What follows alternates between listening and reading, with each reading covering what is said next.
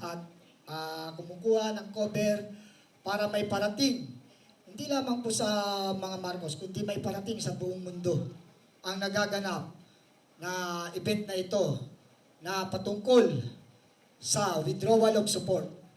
Actually, ako si Ferdinand de los Reyes, isang OFW leader advocates at isa ring dating Marcos loyalist founder at leader sa Caloocan City.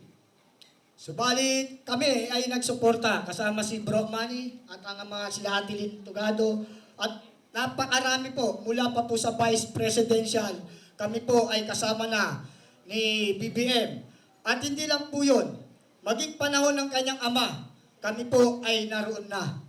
Ibig sabihin, kami po ay mga original na Marcos loyalist. Subalit, nung nagkaroon na po ng unity, nag-join ang Duterte at ang Sara, mas lalong nabuo ang aming pag-asa at ang aming pagtitiwala na magkakaroon ng isang magandang pagbabago sa ating bansa dahil dalawang magagaling na politiko ang nagsanib pwersa. Dangat nga lang hindi po ito natupad. Ito po ang isang malaking kabiguan para sa aming mga tunay na Marcos loyalist. Subalit, ang tunay na Marcos loyalist po ay hindi po nakasalalay sa Marcos ang aming pagiging loyal. Ito po ay nakasalalay sa magagawa ng isang politiko tulad ng kanyang ama na may nagawang mabuti para sa ating bansa. Subalit nabigo kami rito kay BBM na buong puso at nagtiwala kami na malaki ang kanyang magagawa na pagbabago para sa ating bansa. At ito ay hindi nangyari. Bagkus, kabaligtaran ang nangyari at ang nagaganap ngayon ay isang abnormality. Matagal naming pinangarap na mailibing si Apo Marcos sa libingan ng mga bayani. Ito ay natupad lamang ng maging Pangulo, si Pangulong Rodrigo Roa Duterte. At kami natuwa at lalong napamahal sa amin si Pangulong Duterte. Dahil sa napakaraming Pangulong dumaan, meron pang Pangulo na kamag-anak mismo ng mga Marcos, subalit hindi siya naipalibing sa mga bayani. Bagkus, napauwi lamang sa ating bansa. Kaya kami, mga Marcos loyalist, dati at ngayon nagising sa isang katotohanan. Correction lamang, hindi po kami bumaliktad. Kami po ay mga nagising sa katotohanan na walang patutunguhan ng ating bansa sa isang incompetent leader. Yan po ang katotohanan kung bakit kami naririto ngayon upang ipahayag in public ang aming withdrawal of support sa Pangulong BBM na yan na hindi tumupad sa pangako niya na isang tunay na pagbabago at isang tunay na pagkakaisa para sa ikaunlad ng ating bansa. Kaya kami ay nag-withdrawal of support at ngayon po susuporta ng buong puso at kaluluwa sa Pangulong Duterte na ngayon ay nagdurusa sa dahig sa Netherlands. Dahil siya po ang nagpalibing, siya naman po ay dinala doon sa ICC. Malaking katraiduran po ito para sa mga Duterte. Kaya po ako bilang isang nagmamahal sa ating bayan at nagtitiwala na may magagawa pa ang ating pagbabago sa ating bansa, subalit ito'y matutupad lamang kung ang katulad ni Pangulong Duterte o kanyang lay ang mamumuno sa ating bansa, ang aming buong tiwala at ang aming suporta ay ibibigay namin. Ang araw na ito ay winibidro namin o winibidro ko ang suporta ko kay Pangulong BBM. Actually, nakagawa na ako ng individual kong withdrawal of support. Naka-YouTube yan. At nasa aking Facebook yan. Na talagang sinabi ko na hindi ko na siya kinikilala dahil yung pagpapadala niya sa Pangulong Duterte, sa dating Pangulong Duterte sa dahig, ay isang malaking katraiduran. Nakakalungkot isipin na kung sino ang tumulong sa kanila. Si Madam Imelda, na convicted na sana yan para maipakulong. Subalit hindi na kulong dahil kay Pangulong Duterte. For humanitarian reason, pinagbigyan niya na ito na hindi na makulong dahil matanda na. Humanitarian reason. Yan po ang isang tunay na diwa ng pagkakaisa. Yung marunong kang umunawa, marunong kang magmahal sa iyong kapwa. Bilang mga Pilipino, tayo po, ito po ay hindi na po usapin ng politika. Hindi na po ito usapin ng mga politiko. Ito po ay usapin ng ating bansa at ng ating mamamayan. At forsake the new generation. Mahalin natin ang Pilipinas. Kaya sa araw na ito, ako sa Ferdinand de los Reyes, dating Marcos loyalist, na ngayon ay wala na. Nagising ako sa katotohanan na walang pag-asa ang ating bansa sa isang incompetent leader. Kaya mga mahal kong kababayan, maraming salamat po sa inyo. At sa oportunidad ng araw na ito na naganap ang formal withdrawal of support namin. Kaming mga dating Marcos loyalist, wala na sa Marcos loyalist. At kami po ay nasa Duterte na dahil ang Duterte ang tunay na nagmamahal sa ating bansa. Kaya ang pakiusap ko sa mga bagong halal na kandidato, bagong halal na politiko, pakiusap ko po sa inyo, maawa naman po kayo sa bansang Pilipinas. Mayaman sana tayo, subalit dahil sa pangunguragot ng iilan-ilang politiko dyan, nagturusa ang ating bansa at papulusok pababa.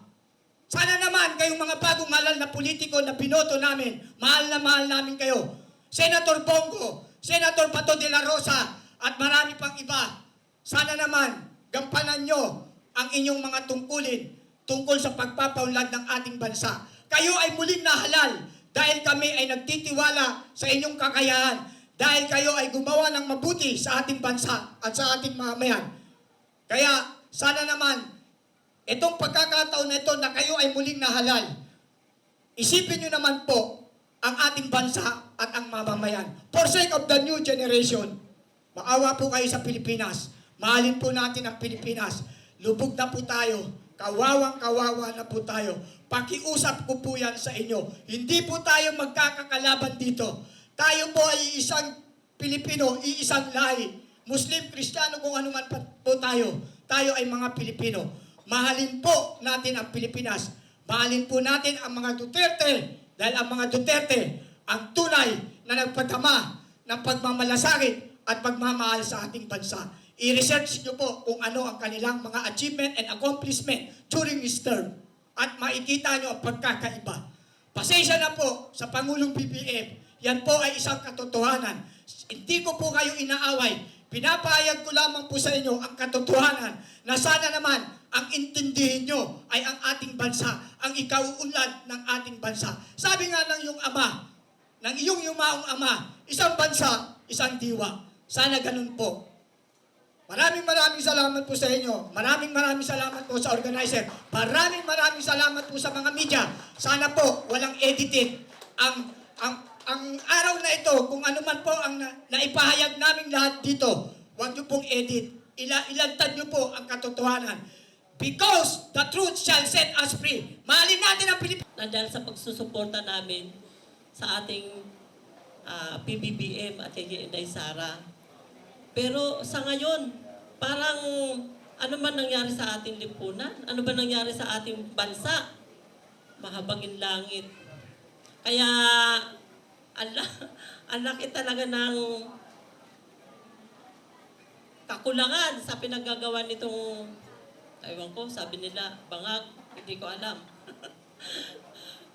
Ayun, kaya sa ngayon po, talagang isa rin po ako sa sumusuporta na mag-withdraw po kami ng suporta sa kanya. Mula sa puso namin, talagang withdraw na talaga kami sa kanya. And dahil Sara po kami ngayon, talagang sa kanya kami nakatotok. Maraming salamat po.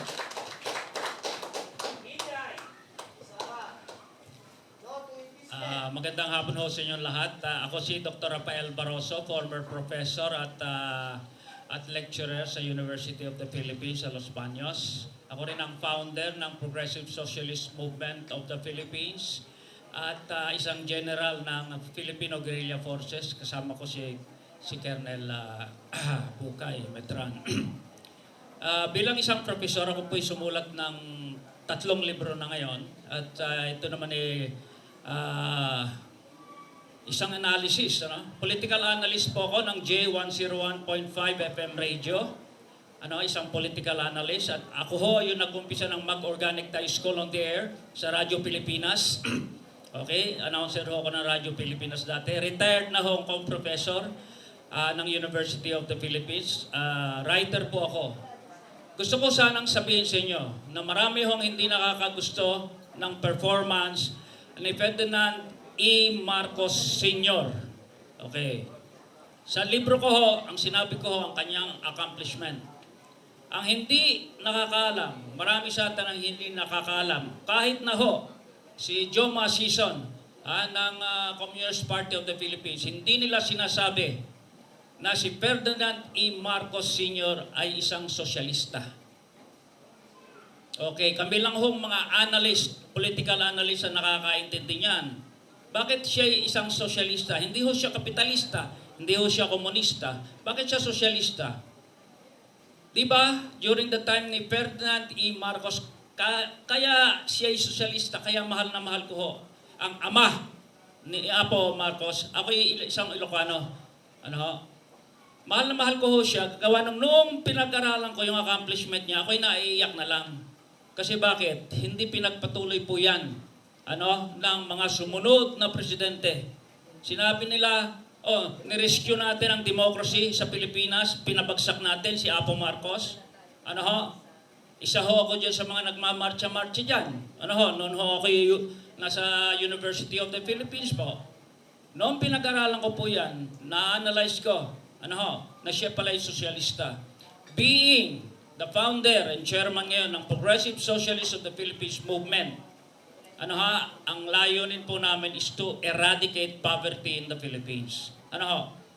Ang programa ho ni Ferdinand E. Marcos kaya mahal na mahal ko po siya, kaya ako'y loyalista sa kanya, ay ang tuntunin din ng Progressive Socialist of the Philippines. Di ba kung inyong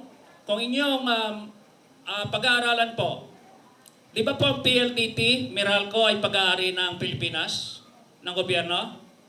Di ba? Okay. Lahat ho ng power plants, di ba ho, pag-aari ng Pilipinas yan? Pagka sinabi niyo pag-aari ng Pilipinas, sino may-ari dyan? Tayong mga Pilipino. Di ba? Okay. Mga media. Okay? Di ba? Halos lahat yan pag-aari ng ating pamahalaan. Channel 4 po, okay naging broadcaster dyan sa Radyo Pilipinas. Pag-aari po ng Pilipinas yan. Lahat ng irrigation system, lahat ng dam, yung Bataan na nuclear power plant na yan, tinayo yan para hindi mahal ang ating kuryente. Di ba? Yan ho ang accomplishment na hindi ho sinasabi ng media ngayon. Nung umupo po si Corazon Aquino, anong ginawa nila dyan? Di ba pinenta nila yan lahat na yan sa kanilang mga alyado? Ngayon, nagre-reklamo kayo, mahal ang kuryente. Pinagsasamantalahan ko yun ng PLDT, Smart, Globe, lahat na yan. Okay? Bakit? Hindi ho pag-aari ng Pilipinas yan eh. Okay? Being a professor, sinasabihan ko sa iyo kung bakit, magaling ho. Bakit loyal kami kay Ferdinand E. Marcos? Bakit? Kasi maganda ho ang ginawa niya. Hindi ho sinasabi ng media yan. Sinulat ko sa libro ko yan. Ang daming nagalit sa akin, nakakapwa ko sa University of the Philippines. Yan po ang totoo. Di ba po? Maniniwala ba ho kayo? Okay. Damang-dama ho natin ngayon. Noong umupo si Cora Aquino, okay, tuwa-tuwa ho ako kasi bata pa po ako noon. Hanggang ngayon po. Bakit? Mahal pa rin ang ating kuryente. Di ba? Hindi na ho tataas yan. Di ba? Mabuti na lang merong isa sa kaalyado ni PRRT, si Marcoleta na ipaglalaban na ibaba. Ibaba ang presyo ng kuryente. Kaalyado ho ng ating mahal na si President Rodrigo Roa Duterte. Ayan ho. Being isang sosyalista ho, noong kumandidato si PRRD, bakit ko siya binoto? Sabi niya siya ay isang sosyalista. Okay, limited ho ang aking pagle-lecture sa inyo. Bilang isang lecturer, pinag-aralan ko ho ang lahat ng nagawa. Sinulat ko sa libro yan. Sana mabasa niyo ho yung librong sinulat ko. Dr. Rafael S. Barroso. Sinulat ko ho yan. Kung anong nangyari during the presidency ni Corazon Aquino hanggang ho doon sa anak niyang Noynoy Aquino. Mababasa niyo sa libro ko ho yan. Walang nangyaring mabuti po dyan. Hindi ho yumaman ang Pilipinas, lumubog pa lalo. Dumami pa ang poverty. Okay, ano ba ang measure natin? Ito yung percentage ng poverty sa Pilipinas. Di ba? Okay, kaya ang sosyalista, ang gusto ng mga sosyalista to eradicate poverty, iba't iba ho yan, mahabang lecture ho yan. Ano? Kung paano natin gagawin yan. Isa dyan ay pababain ng kuryente. Okay, ngayon, noong tumatakbo si President Rodrigo Roa Duterte, alam niyo ba, ang unang trabaho ko ho, bilang isang agriculturist from University of the Philippines, inassign ho ako sa Mindanao. During that time, ako ho yung nagmo-monitor ng development ng banana plantation dyan sa Mindanao na yan. Ang sabi sa akin, umuwi ka before sundown. Bakit? Mamamatay ka ho dyan. Talamak ang criminality sa Davao City. Ako'y nagpunta po, nag-PhD ho ako, nag-doctorate ho ako sa abroad. Pagbalik ko rito, nagpunta ako sa Davao. Ang sabi ko doon sa kaibigan ko, na dito ako sa Dynasty Hotel, pwede ba sunduin mo ko, natatakot ako kasi gusto kong maglakad ng gabi. Ang sabi niya, oy, Rafael, tahimik na ngayon ang Davao City. Hindi na katulad dati na makikita mo kinabukasan mga bangkay na nandiyan, tad-tad ng bala. Bakit nangyari yon? Kasi meron ng mayor dito. O sino yung mayor na yan? Si Rodrigo Duterte. Okay. From the wild west ng Davao, nasaksihan ko yun. Pagbalik ko, si Rodrigo Roa Duterte na ho, ang mayor ng Davao City. Makakapaglakad ka ho dyan, gabi-gabi. Makakapaglakad ka. Wala hong didisturbo sa iyo. Di ba? Okay, sino mga taga Davao dito? Alright. So, binoto ko. Alright? And then, natagpuan ko, ang sabi ni Duterte, I am a socialist. Isa hong interview yan sa radyo, sinasabi niya, I am a socialist. Okay? Gusto niya makapagbati sa mga komunista, pero tinraidor siya ng mga komunista. Kaya naging kaaway niya uli. Okay. Pagkatapos po niyan, nung bumaba po siya, syempre naman, okay, inaasahan natin na si Inday Sara nang tatakbo. Pero tumambal siya kay Bongbong. Sinuportahan pa rin po namin ng mga sosyalista yan. PROSOC Farmers Federation and PROSOC Consumer Federation all over the Philippines. Okay. At being a broadcaster na J101.5 FM, sa radyo, sinuportahan po namin yan. Si Bongbong Sara. Okay. Pagkatapos niyan, nung nakaluklok na, si Ferdinand Marcos Jr., kung lahat ng kanyang sinasabi, bumaliktad na po. Di, anong gagawin natin? Di ba, baliktad na rin tayo, di ba? Nagising sa katotohanan. Okay, nagising tayo sa katotohanan. Di ba po? Okay, so bakit? Gusto po natin... Yes, that's right. Okay, nagising na lang tayo sa katotohanan, okay? So, gusto po nating magbalik uli ang katotohanan sa Pilipinas. Gusto po nating magbalik uli. Yung pagka sinasabi ni Kwan. Bakit? Ano pa ang isang nagawa ni Kwan? Ni Duterte sa Pilipinas? Unang-una, nagkaroon tayo ng batas sa Universal Healthcare System. Universal Healthcare System. Sa isang sosyalista, ang gusto po namin ay libre na ang hospital. Lahat ng sosyalista sa Europe, ay libre na ho ang hospitalization dyan. Right? Okay. Di ba ho, panahon po ni Duterte, di ba nangyari? Free education sa college, sa state universities, di ba? Okay, isang socialist na program po yan. Sa lahat ng socialistang country sa Europe, makikita nyo, Norway, Sweden, Finland, libre po. Ano ang sabi nila?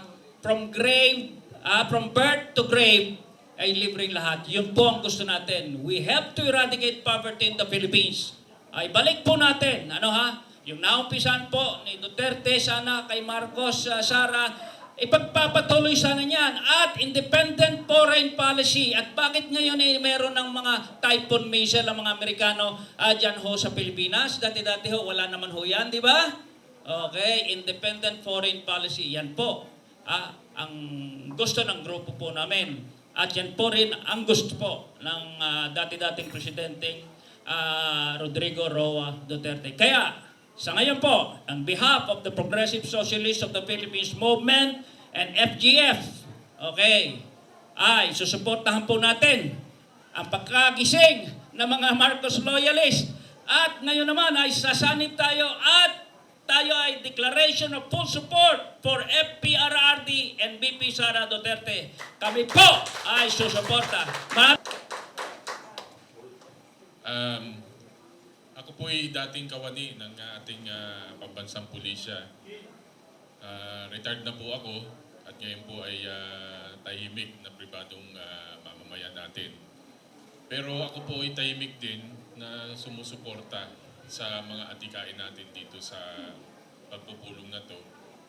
Ang pinanggagalingan ko po, pinaguhugutan dahil sa akin pong tatay, panahon pa po ng matandang Macapagal, Diosdado Macapagal, nung siya po'y ma-assign sa Malacanang bilang investigador. Hanggang sa panahon po ng President Corazon Aquino. So ibig po sabihin, yung buong term po ni Apo Lakay, ni President Ferdinand Edralin Marcos Sr., ang father ko po ay naglilingkod sa Complaints and Investigation Office ng Malacanang. Kami po ay sumuporta kahit po nung 86 Revolution, nandun po ang aking father, hanggang sa umuwi po ang pamilya Marcos dito noong 1994. Sinamahan po namin ang bangkay ng ating Pangulong Marcos Sr. hanggang makarating sa Lawag. At sumuporta rin po kami, pamilya, in our own private capacity. Doon po sa mga pagharap po ng pamilya Marcos, lalo na po doon sa mga kasong hinaharap nila. Kasama rin po kami, sumusuporta noon. Kasama po ang nasirang kung meron pong nakakakilala pa sa inyo, si Carlos Domingo. Panahon po yun nung mga kasagsagan nung kudeta dito sa Pilipinas. At lagi po nandun po kami, sinusuportahan namin nung yung pong GMA 7 siege, nandun po kami, kasama po namin si Mama Elizabeth Oropesa, si Tita Luz Domingo. Naniniwala po kasi kami, lalong-lalo na po ako, nung ako'y nasa serbisyo na, naniniwala po kami na yung adhikain ng matandang Marcos ay dadalhin at itutuloy ng kasalukuyang presidente natin. Ngunit sa kasamaang palad, parang napakalayo po ng nangyari. Napakalayo po ng mga pangyayari ngayon sa ating bansa. At ako po'y nalulungkot. Kaya po ako sa aming tahimik na pamumuhay, nabuhay po yung aking loob ulit na makilahok na naman dito po sa mga gawaing pambayan. Pero sa aking pong kapasidad ay tahimik po kaming sumusuporta. Ito pong mga rally, ito pong mga pagtitipon. Nandiyan po kami pero hindi po ako lumalantad. Ngayon lang po nagkataon na ako po na-imbitahan ni ating si Colonel Metran. Kaya po nandito ako ngayon. Tama po yung sinabi ni Professor Barroso. Ang matandang Marcos po ay socialist. Kung yung pong mga bata pa rito, panoorin niyo po yung mga YouTube videos ng matandang Marcos kung paano niya po pinapaliwanag yung kanyang foreign policy. Sa harap po ng mga opisyalis ng Estados Unidos nung siya'y dumalaw doon, panahon ni President Ronald Reagan.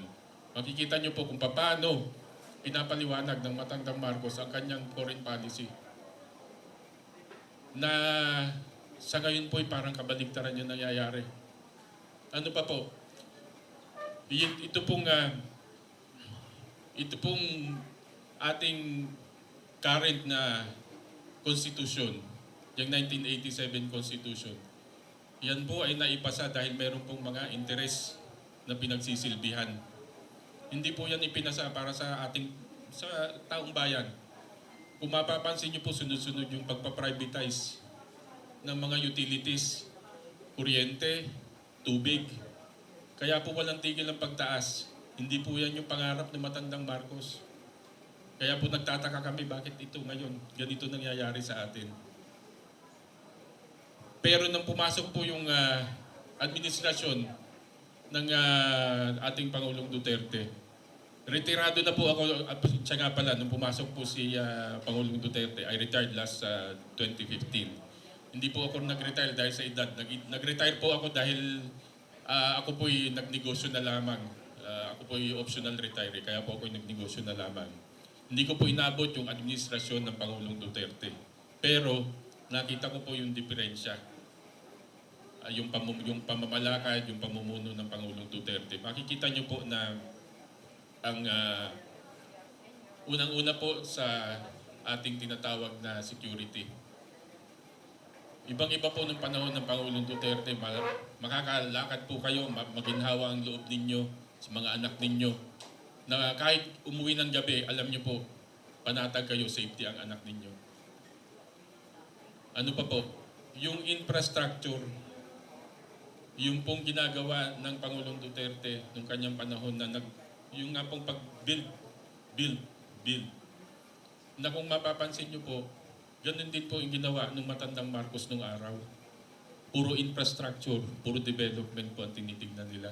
Dangan nga lang po na siyempre yung pong media at that time, lalong-lalo na po nung panahon na matatapos na yung US bases dito sa Pilipinas at nararamdaman na po ng mga dayuhan na parang ini-implement na unti-unti ng matandang Marcos yung kanyang foreign policy. Kaya po yung media ay unti-unti na pong nag-twist. Iba na po ang lumalabas na reports. Bata pa po ako ng panahon na yun pero may isip na po ako. At naikukumpara ko po ngayon yung sitwasyon noon sa sitwasyon ngayon. Noon pong na 2022, tahimik po kaming sumuporta sa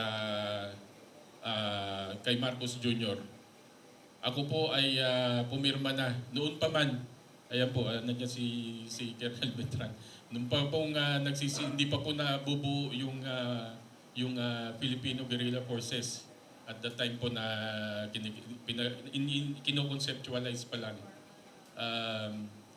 Naglabas po ng manifesto at that time, yung pong ating kaibigan na si Captain Dado Enrique, ng manifesto of withdrawal of support. Pumirma po ako doon, pinadala ko po yun sa kanya. At ako po, pinaninindigan ko po yung pag-withdraw dahil hindi ko po inaasahan na ganitong mangyayari nung umupo po ang Marcos Jr. Ang ini-expect ko po ay babawiin niya po yung mga maling akala dun sa mga Marcos nung una. Yun pala ay kabaligtaran ng mangyayari. Kaya po ako nandito ngayon at humarap po sa inyo para po maipahayag din sa inyo na kahit po sa mga pribadong mamamayan, yung po tinatawag na silent majority, marami pong sumusuporta sa atin, lalong-lalo na po sa ating Vice President na si Inday Sara at ang ating Pangulong Duterte. Ituloy lang po natin yung ating mga adhikain, yung pong ating mga pangarap at yung ating pong mga mission sa pagkakataong ito. Focus po tayong sumuporta dito po ngayon sa ating tinutuligsa ng todo-todo na pamilya Duterte. Simula sa ama hanggang sa mga anak. Tulungan po natin sila dahil nung nagbigay po sila ng kanilang serbisyo, hindi naman po sila nag-expect. Dahil alam po nila trabaho po yun eh. Service po yun. Kaya siguro po ito yung pagkakataon na pwede po natin silang suklian dun sa kanilang mga sakripisyo para naman po sa ating mga Pilipino. Yun lamang po. Magandang hapon at maraming salamat.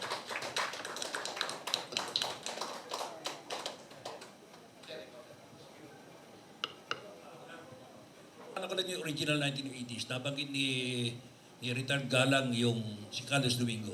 Hindi ko makalimutan 1980s when I started broadcast industry because of Carlos Domingo. Ako at saka si Eric San Juan nang binigyan ako ng oras sa Pilipinas Broadcasting System. Buhay pa si Rod Navarro. Buhay pa si Katotoy Talastas.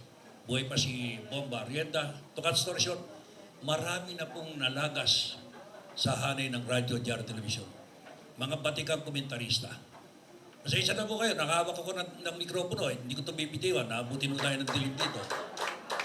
Ngayon, kung babalikan po natin ang istorya, I was born 1954. Sa edad ko ngayon, 71, 72, si Freddy Aguilar na namatay kahapon, nilibing kahapon. Ang punto de vista po natin ngayon, kung ano nga ba ang talagang buhay ng Pilipino ngayon at saka noon. Kung babalikan po natin yung istorya at kasaysayan, huwag po magagalit, lalo na po yung mga Solid North o yung po mga Ilocano. No? Kami po sa larangan ng media, natural lamang pong mag-ukil-kil kami, magbusisi kami. Hanggang hindi ko kami katulad ng pulis na tinanong ka, pangalan mo, wala ka nasasabihin, pinumahan mo to. Ang media po, hanggang ugat, ilalim ng ugat, na tinaniman ng dinaanan ng ugat, bubusisiin po namin para malaman namin ang katotohanan. Ang isang patuloy na problema ang nagaganap po sa ngayon. Kagaya na sinabi ko, 1954 ako pinanganak, namatay na lolo ko, namatay na tatay ko, mukhang mamamatay ako, walang pinagbago Pilipino. Dahil sa ang gamit natin dito ay tip. Kung hindi ka marunong gumamit ng tip, hindi po yung under the table. Talino, influensya, pera. Yan po yung kahulugan ng tip. TIP. May talino ka, may pera ka, wala kang influensya, talo ka. Isang letra lang ang mawala sa TIP, talo ka. Nakalulungkot na ganito nararanasan po natin sa ngayon. We have na 114 million population. Ang utang mo natin almost 16 trillion. Kung babalikan natin yung mga nakalipas na alala, hindi biro at napakaliit na halaga. Ngayon, kahit na ano gawin natin, sabi nga ng mga tao, ng mga ilang graduating student ngayon, mukhang ang hirap lumaban ng parehas. Mukhang ang hirap lumaban ng katotohanan at susundin ang kautusan ng pamahalaan. Napakaganda na sana pagkakataon itong binigay kay Bongbong. Simula nung inilagay siya riyan, aminin natin din, kanina nag-uusap kami riyan. Hindi man siya dumalo sa mga tinatawag na imbitasyon para sa debate. Pero nandiyan pa rin siya, nabigay siya ng posisyon. Ang masakit, eto tayo ngayon, kayo, ikaw, ako, tayong lahat, o marami sa atin, umaasa ng pagbabago. Ngunit, hindi natin nakamit ito eh. Wala tayong nakamit na pagbabago hanggang sa ngayon. Diretsuhan, halos parang sila-sila pa rin. Halos walang napalit. Nagpalit na ng kulay ng buhok ko, kulay puti na to, kinulayan ko na lang ng itim. Pero ganito pa rin ang nararanasan natin. Hindi biro ang sitwasyon na kung babalikan po natin ang kasaysayan ng Pilipinas. Sabi nga kanina, ano ba talaga ang Pilipinas? Sino ba ang nagpagawa ng Lamesa Dam? Bakit tayo nagkaroon ng Central Bank of the Philippines? Kung babalikan po natin insular government to Commonwealth government to Republic of the Philippines, ano ba talaga ang kasaysayan ng Pilipinas? Hindi biro eh. Ako sa pananaliksik ko, correct nyo kung mali rin po ako, pero sa pananaliksik ko, kung babalikan natin yung 1935 Constitution, hindi pa ako tao kasi 1954 ako, kung bakit dineklara ang martial law ng 1972. Pagkadeklara ng martial law 1972, pinilitan natin ang Constitution ng 1973. Then after 1973, nagkaroon ng People's Power Puno, napalitan na naman ang 1987 Constitution. Pero hindi natin binalikan yung pinagdaanan natin. At kung pakakaisipin, babalikan ko yung tanong, para tayo nagkaroon ng Central Bank, at paano mo nga ukayin yung ngayon yung Constitution? Kaya medyo matindi yung hamon ko. Hamon ko sa mga senador, hamon ko sa mga matatalino, na nailuklok natin at binoto natin. Bakit hindi nyo ilantad ang kautusan mula sa kataas-taas sa hukuman o Supreme Court? Bakit hindi nyo ilabas? Ano ba talaga nangyayari? away sa lupa, titulo, kabuhayan, sama-sama problema. Kaya sabi ko tuloy, mukhang pati PNP rito sa sasabihin ko eh. Full disciplinary measure of the entire military arm of the government. Lahat po ng klase ng illegal. Sino ba may awak? Paano natin nilalantay dyan? Ako nakikita ko yung problema na ngayon sa sitwasyon pero hindi ko alam kung paano susolusyonan. Kayo, ikaw, ako, tayong lahat, magkaisa kung paano natin bibigyan ng solusyon ng problemang ito. Hindi biro problema na po. Sabi nga, kahit siya ka lumabas dito ngayon ang gulo na ng Pilipinas. Para bang tayo na mismo magulo. Paano mo gagawin ngayon to? I'm sorry, kung sino man po yung nag-organize nito, napili niyo yung pangalan ko, salamat po, nabigyan niyo ako ng pagkakataon magsalita. Nakikita ko po rito, politika pa rin. From the early beginning, sinasabi ko, tanggalin natin lahat, palitan natin lahat. Walang dating iboboto. Magnakaw man niya siguro, ang nanakawin niya, konti lang dahil hindi eksperto. Hindi kamukha ng mga datihan, sanay ng magnakaw sa gobyerno. Nakalulungkot di ba? Na ganito pa rin ang nararanasan natin. Hanggang kailan? Ngayon, papasok na naman ang halalan ng barangay. Hindi malaman. Ultimo sa Facebook, magulo na rin ang social media. Fake news, nagsama-sama na. Wala na pong maliwanagan ng taong bayan. Walang maputan, walang mapili. Nakakalungkot isipin na ganito ang sitwasyon natin. Pero kung talagang hihimayin po natin, lahat kayo may cellphone. I-search ninyo, sino may-ari ng Pilipinas? Bakit pumasok ang Republika? Bakit nagkaroon ng tinatawag na pagpapalit-palit ng pangalan at dokumento? Sino may kagagawa nito? Binaulo tayo sa pagsisinungaling. Binuhay tayo sa panlilinlang at panloloko. I'm sorry to say this. Pero ito mismo yung nararamdaman ko. Binuhay tayo sa panlilinlang, panloloko at pagsisinungaling. Na ang apektado, kayo, ikaw, ako, tayong lahat. Wala tayong inangat kundi ang mapakain lamang natin ang pamilya natin. Hindi natin iisipin kung ano pa man ang malaga. Kumain ng pamilya natin, makagawa tayo ng paraan na meron silang isusubo sa kanilang bibig. Pero, alam ba ng taong gobyerno yan? We're talking of million and trillion and thousand pesos na hindi biro. Just take note, 999 million plus 1 equals 1 billion. And we're talking of billions up to trillion pesos. Pero saan napupunta? Ito, nag-uusap tayo kanina. Sabi nga ng ating tagapagsalita kanina, wala kaming hiningin, isang sentimo. Tama. Ako, para sa akin, napakaganda pagkakataon nito para makapagsalita. Marami pa rin akong dapat sabihin. Siguro sa pagbabalik ko na sa radyo. Ang nakalulungkot lamang, hanggang kailan ang labang ito? Paano natin tutultukan? Sapat na ba yung resign? Bongbong? Ipapalit si Sara, sapat na ba? Ipapalit si Duterte, sapat ba? Katanungan hanggang ngayon, hindi natin malaman kung saan tayo patungo pare-pareho. Kayo, ikaw, ako, tayo lahat naging instrumento. Hanggang saan tayo lalaban? Para tayo pusat aso sa lansangan na kumasa sa lansangan, patay kang bata ka. Na may dugong nananalaytay na bahala ka kung kaya mo pang mabuhay sa ospital. Ospital ng alaman, problema pa, narinig ko rito kanina. Lahat po, karamihan dito. Hindi ako lalayo. Quezon City itself, ang senior citizen gusto magpatingin, hindi makapagpatingin. Bakit? Consultation fee pa lamang, kusibisyon Hindi naman lamang sa kukunin. Pagpapagamot, pinasok ko yung ilang hospital dito, nasa pasilyo na lamang. Samantalang, kung nagagawa ng ibang bansa, bakit hindi natin magawa dito? I traveled in different Asian countries. Dati, ang mga barangay, pupunta ng Boracay, ng Baguio, ng Ifugao. At least ngayon, nagbago na. Napunta ng Thailand. Pero sinolo ng mga barangay, yung kaalaman at nakita nila sa pagdarayo sa ibang bansa. Hindi nila ma-share. Hindi mag-conduct ng orientation o workshop seminar. Mabuti na lamang kahapon. Sorry po, kahapon galing pa ako ng Libho. bayan ng Tiwi, lalawigan ng Albay. Nagkaroon po ng teenage pregnancy orientation seminar. Bakit? Maraming nabubuntis na bata. Dala ng kahirapan.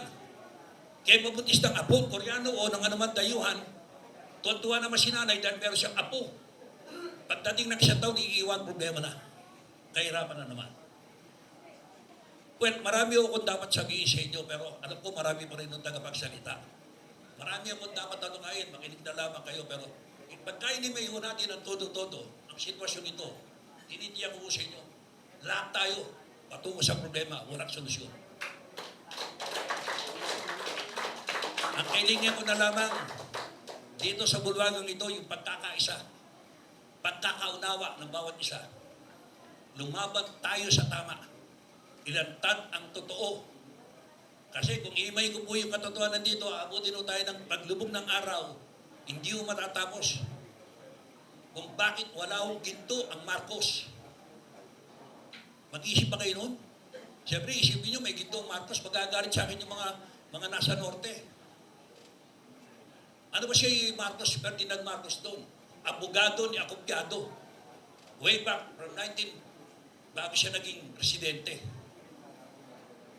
Kasabot niya si Reverend Antonio Diaz. Marami akong dapat anukayin, marami akong dapat ibigay na impormasyon, pero tingin ko, kukulangin po tayo ng oras. Saputan po sa akin, yung magkasama-sama tayo dito, magkita-kita tayo dito, bigyan natin ng sapat na pagbabago sa tulong po ninyo. Hindi na sa tulong ng gobyerno, bangag at bulok ang gobyernong ito sa ngayon. Diretsyo ko sinasabi, nawala yung tiwala ko. Malaki sana yung inaasahan ko na meron isang Bongbong Marcos, pero nawala po yun. Kaya dumalo ko, kahit naggaling pa ako ng malayo, dulong bahagi ng Albay, bumiyay pa ako dito just because of this. The Marcos Doloris withdraw their support. Ilamang po, magandang hapon po sa inyo. Thank you, sir. Radio announcer, broadcaster, ngayon po vlogger. Dati rin po akong Marcos loyalist, panong matandang Marcos. Nung panahon po na nadaya si BBM, kami po ay nasa Supreme Court, 4 na taon, naulan na, narawang kami. Kami po yun, yung mga nagpakahirap na yon. Pero talaga naman ding solid Duterte po ako dahil si Presidente Duterte po ang president ko noon at si BBM ang vice president. Siyempre ako po mapagmahal sa bayan, kaya kung saan po ang tama, ay doon po ako. Nakita ko po, lahat po tayo kailangan na mahalin po natin ang ating bayang Pilipinas. At kung saan po ang tama, doon po tayo. Kailangan po bukas ang ating kaisipan, ang ating puso para nakikita natin kung ano po talaga ang tunay na nagaganap sa ating bayan. Nakita nyo naman, maraming mga naghihirap na mga kababayan natin, maraming kababayan natin na halos na wala na pong mga makain yung iba, pero ang ibang politiko po natin, grabe po ang kanilang pagnanakaw. So hindi po maganda na nakikita natin na gano'n na parang may mali po talaga. Kaya sana po magising na ang ating mga taong bayan, malaman nila ang mga katotohanan. May mga lumapit po sa akin, sabi nila nagising na daw sila. Sabi ko, ang tagal nyo naman nagising.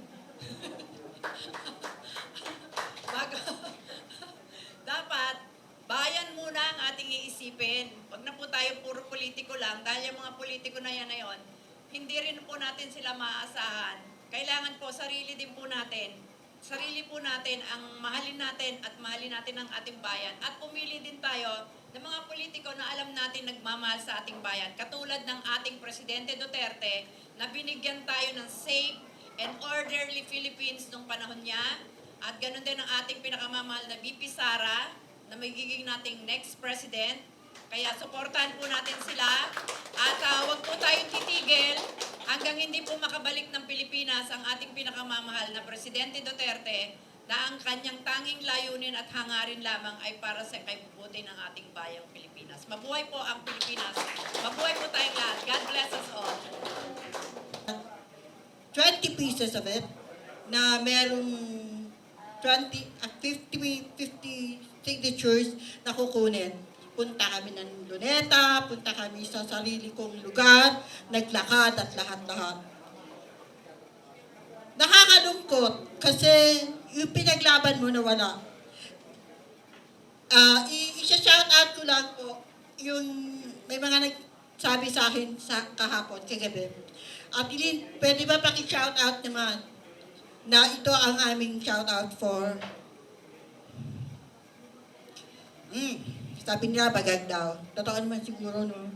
Okay, hindi ako natatakot. Ilantad ang pamumukha ko. Kumbaga sabi nila, hey, you are just doing your fake news, fake account. I said, no.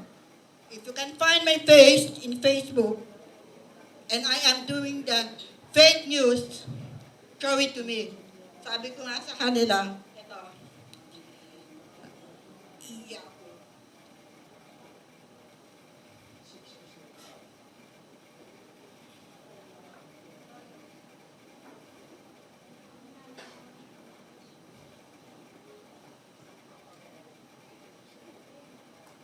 Okay. Nagpakita ako sa kanila, sa ibang journalist natin.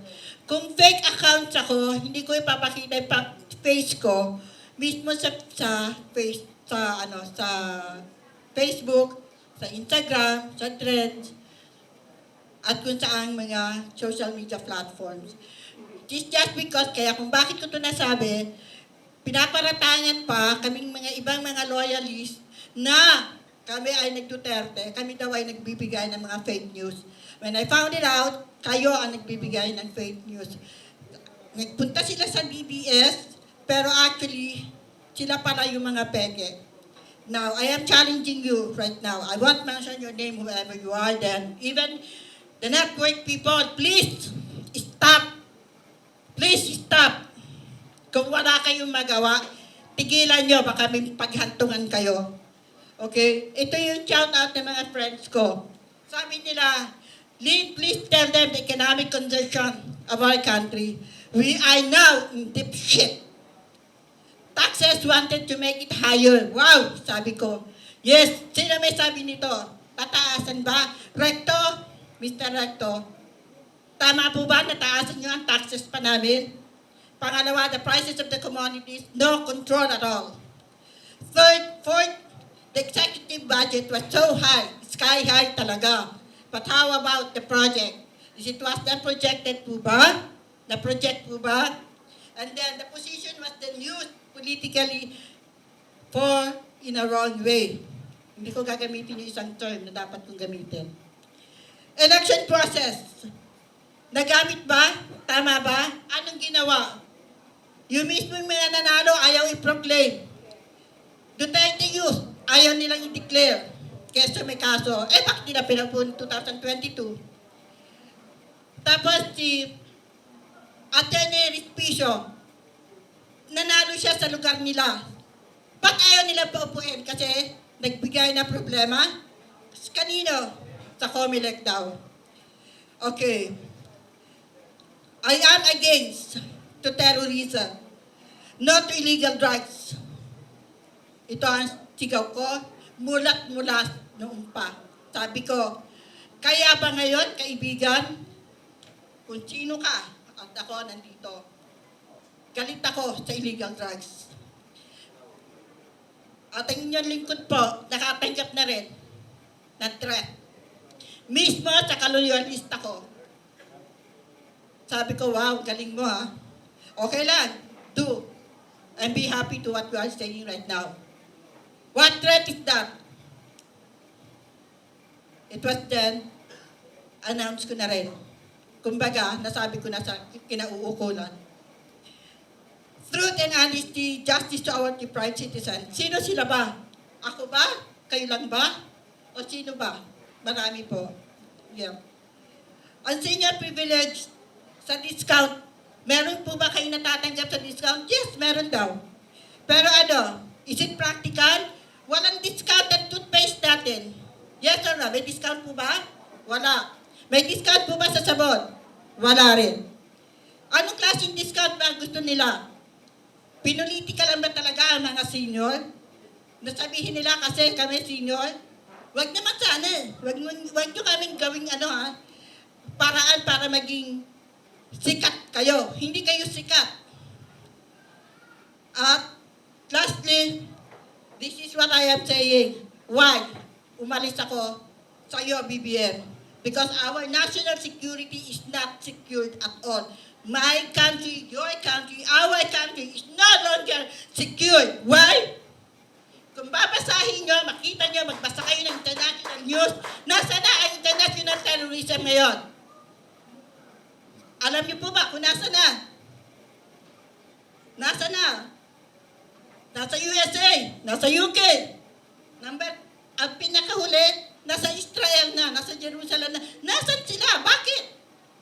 It's so hard to say no. Na hindi na kami sumusuporta sa iyo, BBM. We love you before, but if you're going to say sorry, well and good. We will accept that for that sorry of yours. But you have to face the consequences of what you have done to our country. Maraming salamat po.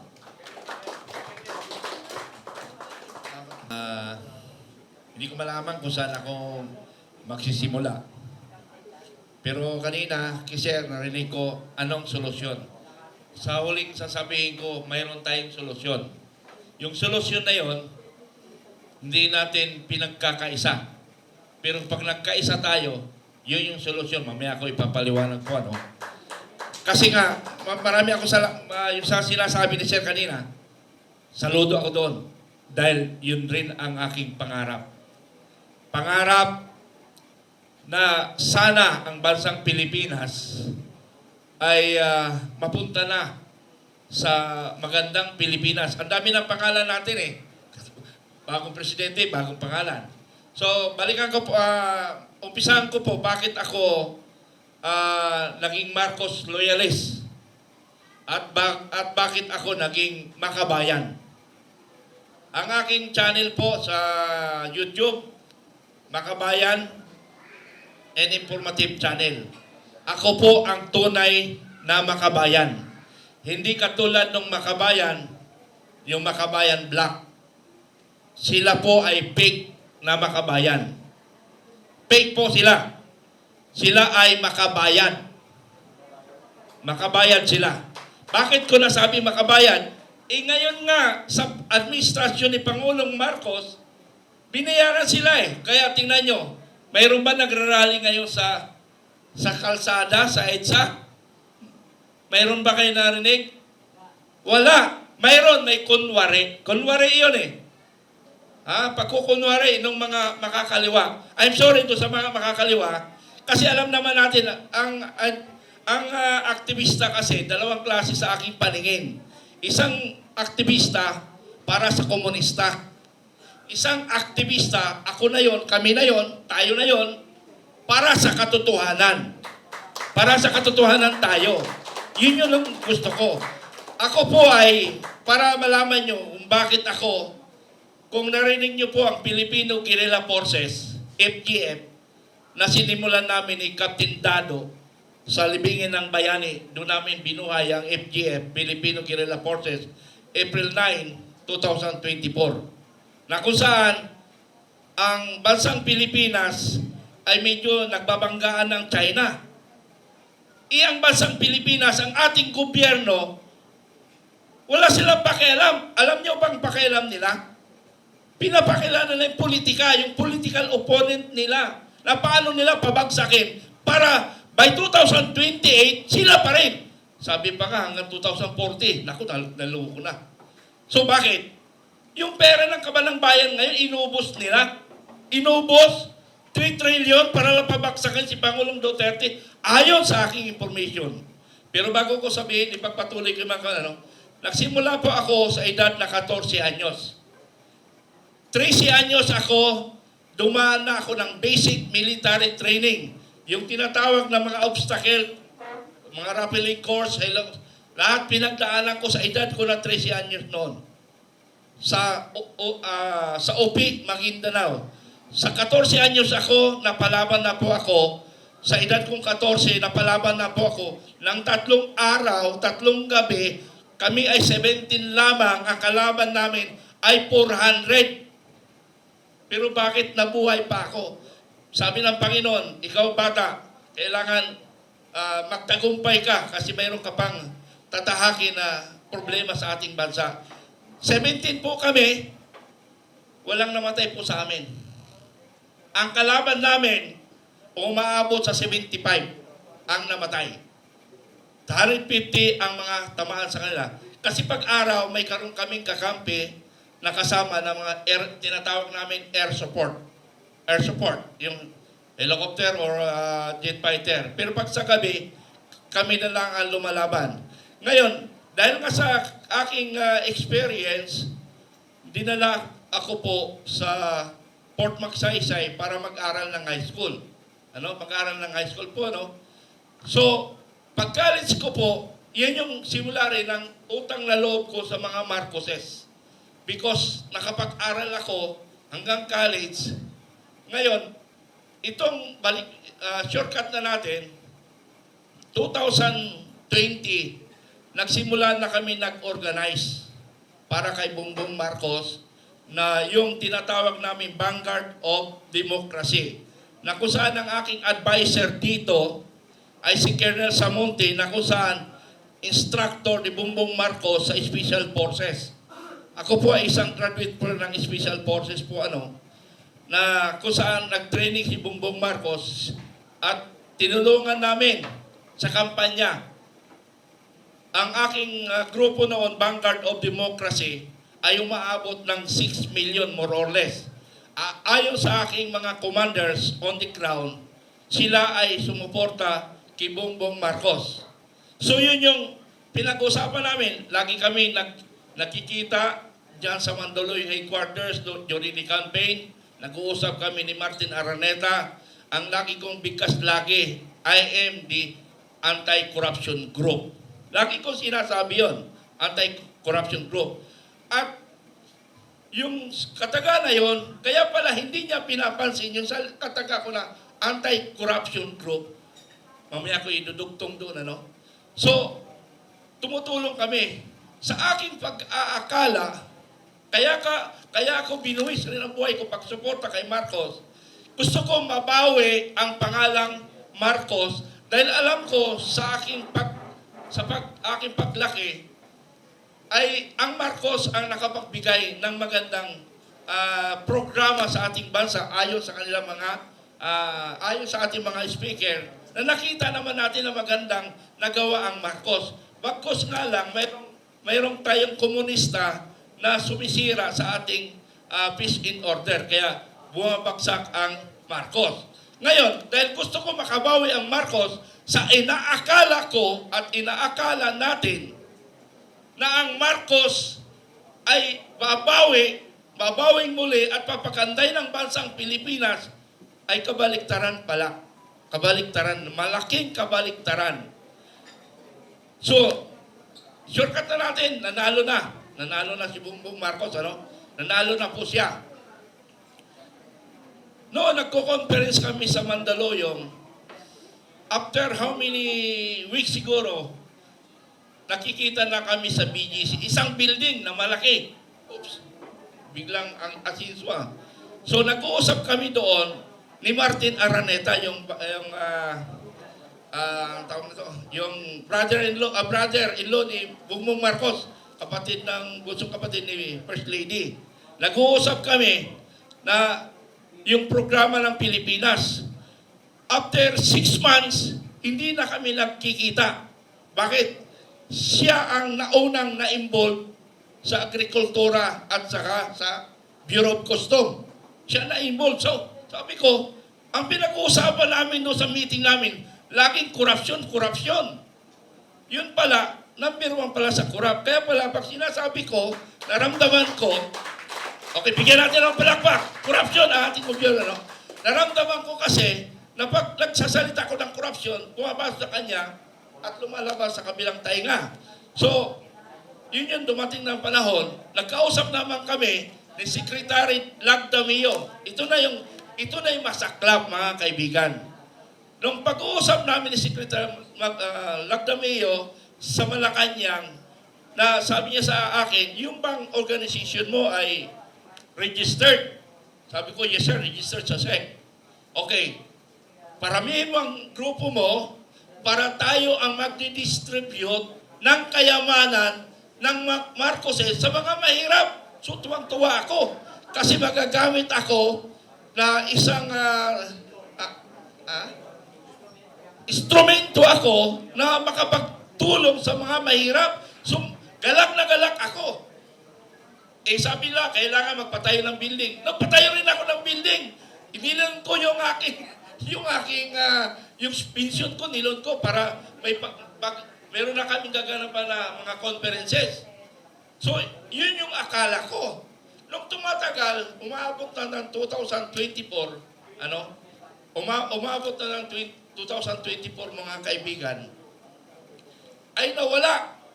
Nawala na yung pangarap namin. So ako, gumastos ako, hindi ako nabalikan, ni piso wala ako natanggap, ako pang gumastos, kaya ako naghihirap ngayon dahil isa lang naman akong sundalong retired na umaasa lang sa pensyon. Hindi ako nagnakaw. Hindi ako nagnakaw sa gobyerno. Retired colonel ko ako.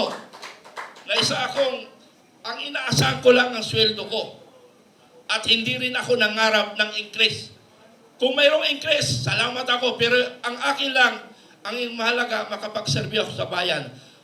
Kaya po, ang nangyari niyan, nag-usap na naman kami ni Pangulong Marcos. Nag-usap kami personally ni Pangulong Marcos doon sa Special Forces anniversary kung saan siya ay graduate namin. So nag-usap kami, kinumusta ko yung mga pangarap. Sabi lang, on process. Kaya lang, nire-recall ko ngayon, yung on process, pagtanggap dito, naramdaman ko lumabas rin dito. Parang hindi niya narinig. So, lumipas April 29, doon na po ako nag-declare. April 9, 2024, nag-declare na po ako ng withdrawal of support kay Marcos. April pa yun, ha? But as a moment, ngayong araw na ito, formally ko, wini-withdraw ko ang suporta sa Pangulong Marcos. Palapakan po natin. Lahat tayo, nag-withdraw tayo sa araw na ito. Alam niyo po, ang solusyon ngayon, kasi lahat tayo ay naniniwala na walang pupuntahan ang ating gobyerno ngayon. Administrasyon na ito, wala akong makita na magandang pupuntahan ng bansang Pilipinas. Hindi ko kinukumpanya ang Pangulong Duterte, pero sinusuportan ko ang Pangulong Duterte dahil nakita ko ang kanyang katotohanan, ang kanyang puso para sa bayang Pilipinas. Ako ay para sa tama lang, hindi ako namumulitika. Ako ay gusto ko lang matuwid, maayos ang bansang Pilipinas. Ang solusyon, sir, ano solusyon natin? Ang nakita kong solusyon, alam niyo po, binuo ko po from Vanguard of Democracy, which is anti-corruption and anti-communism, inumbrella ko po ang Filipino Guerrilla Forces. Ano po yung Guerrilla Forces? Binuo ko po ito, binuo namin ni Captain Dado, because ang gobyerno, ang armed forces ay hindi nakahanda para sa giyera. Alam naman natin at alam namin bilang isang retired armed forces, alam namin na walang kakayahan ang bansang Pilipinas sa ibang mga dayuhan, yung armed forces, because galing kami doon. Now, para matulungan namin ang armed forces of the Philippines, bumuo ako ng Filipino Guerrilla Force, which is Filipino labanan ng mga mananakop sa bansang Pilipinas. Ang ibig sabihin ng Filipino Guerrilla Forces ay suportahan ang armed forces. Paano nila masuportahan? Kasi po, ang kalaban natin, by air, by water, hindi natin kaya ang mga mananakop. But by land, kaya natin. Bakit kaya natin? Lahat ng barangay, ang objective ko, lahat ng barangay ay maging membro ng Filipino Guerrilla Forces para walang papasukan ang kalaban. Pangalawa, ito yung pagkakaisa natin. Pag tayo ay nagkaisa, isang kumpas ng isang bayani, ng isang makabayan, lahat tayo ay kikilos, hindi uubra ang ating gobyerno. Tama ba yun? Kumpas tayo, isang kumpas lang, hindi uubra ang ating gobyerno. Dagdag ko lang po dito, medyo nakukala po ako, no? Dagdag ko lang po dito. Alam niyo po ba yung People's Initiative? Yung People's Initiative na hindi na ipaliwanag nyo na lahat, at baka si Sir mamaya may paliwanag na maigi, ang People's Initiative, tayo ang superpowers, sovereign power. Tayo, ito yung taong bayan. Alam nyo, pero ipapaliwanag ko lang, Ito ang taong bayan, ito yung Constitution, nandito yung Pangulo. Sino ang mas power? Taong bayan, di ba? So dapat magkaisa tayo. Yun ang solusyon. So may nabuo na kami na organization, United People's Initiative, na kung saan gusto ko sanang habaan kasi darating si Attorney Mel Magdamo, siya po ang aming lawyer sa People's Initiative, United People's Initiative. Sana po dito tayo pumaloob. Lahat po tayo pumaloob dito. Lahat tayo pumaloob dito para lahat tayo magkaisa. Pag sulit po tayo, panalo tayo sa laban, anumang laban para sa kabutihan ng ating bansa. Okay. So, papunta na po tayo kasi maganda ito. Question and answer po, Okay, question and answer po. Ibibigay ko sa moderator. Thank you, ma'am. Okay, tayo po ay Nila umano'y korupsyon ng Marcos administration. At the same time, if kayo po yung the original 1980s Marcos loyalist and nag-withdraw na po kayo ng support, ano na po yung tawag sa inyo ngayon? Ano pong pangalan gagamitin namin sa inyo ngayon?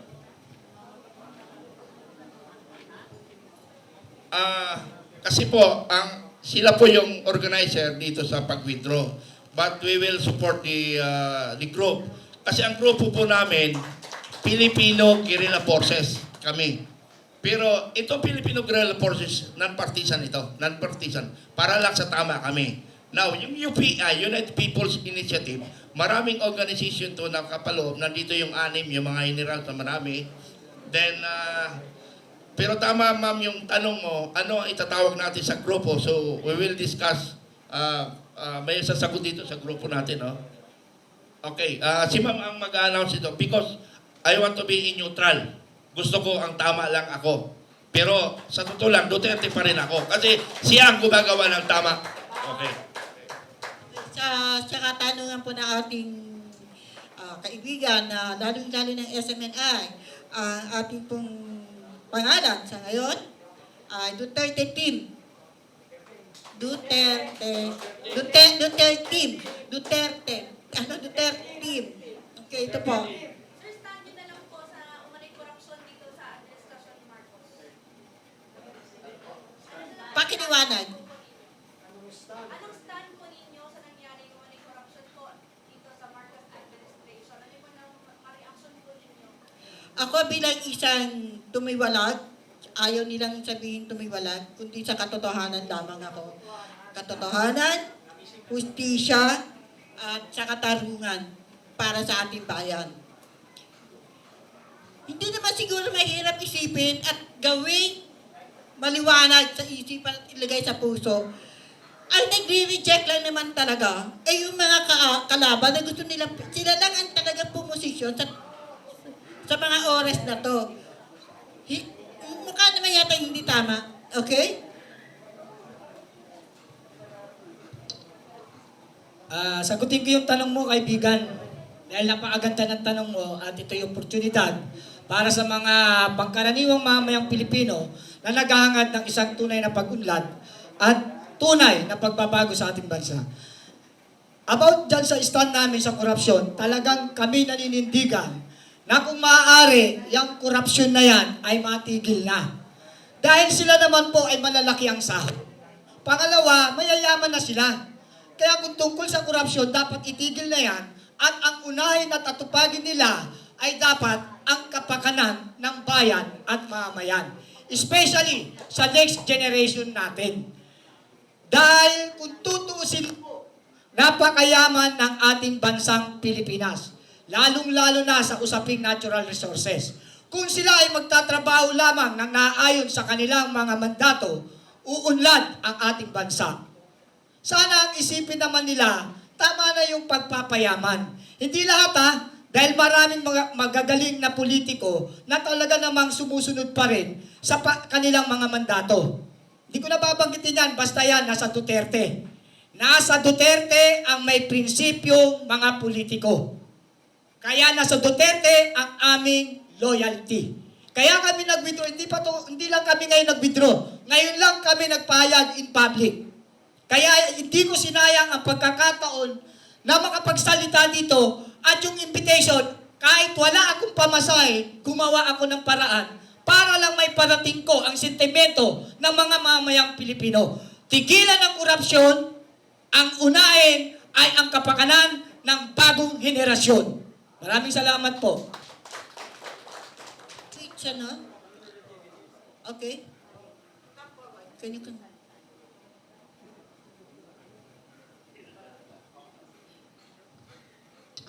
Regarding sa reconciliation, ito pong aking sasabihin, hindi po political ito. Ito po ay nanggagaling sa aking puso, sa aking damdamin base sa aking karanasan. Tungkol sa reconciliation, kung tunay ang reconciliation, ang tanong, bakit nag-promote siya ng isang general na dapat hindi promotion kasi may kaso ito. Hindi ko babanggitin ha. Alam niyo naman kung bakit hindi natin kailangang banggitin yan. Pero for common sense, alam niyo kung sino yan. Kung reconciliation ang gusto mo, dapat yung ugat ng dahilan ng pagka-aresto na illegal at without due process of law at unlawful order na sinunod nila, dapat kasuhan yun. Magmumula sa iyo o magmumula sa Pangulo ang initiative para ito ay magkaroon ng justisya at maipakita at maipadama sa mga mamamayang Pilipino na talagang pagkakaisa ang gusto niya. Bakit na-promote ito sa pinakamataas na pwesto ng hanay ng mga kapulisan? Maraming salamat. Hindi ako pabor 101% dahil kung iba-background check nyo, kasi ako, hindi ako nagsasalita dito nang hindi ko bina-background check dahil nag-iingat din ako sa Republic Act 10175 na baka magkaroon din ako ng kaso. Sana naman sa inyo, mga politiko o mga pangulo, sana naman, huwag yung masyadong inaharas ang mga nagsasabi ng katotohanan. We are democratic form of government. Walang ganito nung panahon ng ama mo. Kaya sana naman, bilang dati kaming mga kapanalig mo at dati rin kaming sumuporta sa inyo at katunayan, isa kami sa sumuporta sa unity. Subalit binigo mo kami sa aming pangarap, sa pangarap namin sa aming mga anak, sa aming mga apo, sa bansang Pilipinas na hindi natupad ang mga pangako mo. Kaya kami ngayon ay nag-withdrawal of support. Hindi, matagal na ako nag-withdrawal of support. Ngayon lang naipahayag in public. At maraming salamat sa nag-organize nito at sa inyong mga media na magpapahayag ng katotohanan. Sana naman pakiusap ko lang, ang katotohanan ang magpapalaya sa atin. Huwag niyong i-edit ito. Thank you. Pwedeng ipasingit. Siguro, iklihan ka lang, no? Sige. Gusto niyo bang magtiis pa hanggang 2028? 3 taon pa? Oo na. Ngayon, pwede rin tayong gumamit ng, dumaan tayo sa batas, no? Sa yung tinatawag na People's Initiative. Ang tanong, successful kaya ito o mabibigo? Nakatatlong major People's Initiative na, kung tutuusin. O, 4 pala, 4. Yung una, nung panahon ni Ramos, nagkaroon ng pirma para ma-extend yung term niya from 1998 hanggang 2000. Nabigo yun. Tapos sa panahon ni Erap, nagkaroon ng Concord.